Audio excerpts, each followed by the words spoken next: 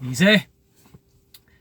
So today I'm going to talk about the upcoming December general election.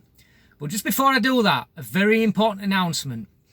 The website leave.eu, run by the rather comical character Aaron Banks, is about to launch a tactical voting app where, from what I can gather so far, is that you will supply them with the name of your constituency and they will get back to you and tell you which candidates to vote for in order to purge the parliament of Remainers and attempt to fill it with more Brexiteers. Now, if you're like me and you live in a constituency that's been a Labour stronghold for evermore and probably will be, there may be some of those constituencies where voting for the Tories simply won't get the Tories in. So now, of course, we have the other option of the Brexit Party, and the Brexit Party is very likely to do well in these areas. So if you download this app and follow the instructions and do whatever you need to do in the coming days, I'll leave a link to it when it arrives.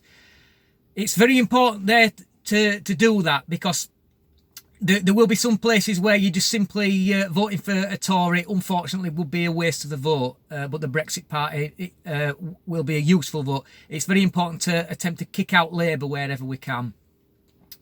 Okay, that's the first thing. Okay, now the upcoming general election in December. The Tories at the minute start in a strong position. They're well ahead in the polls. But as we saw in 2017, that can rapidly change. But in 2017, there were two very key differences. Number one, Jeremy Corbyn had only recently been elected as Labour leader. Many people didn't know much about him. I just knew of him as a rather troublesome backbencher, and that was it. But, of course, many things now have come out, and to cut a long story short, we've all seen that he is a terrorist sympathising communist. There is no other way to put it. This man is absolutely toxic. He is a clear and present danger to the future of the UK. He endorses the policies of the likes of Venezuela, which is a rich country, but through to socialism has destroyed it. I have also got a very strong feeling that Jeremy Corbyn is absolutely angry as hell about the killing of ISIS leader Abu Baghdadi. But he just daren't say it. But we all know that he sides with every other country other than the UK. He sided with Russia over the Salisbury poisoning. He sided with Syria over the weapons factory that was destroyed. And he hates Donald Trump so much that Donald Trump was responsible for the murder of Baghdadi, and Donald Trump is bad, so therefore the murder of Baghdadi must be bad too.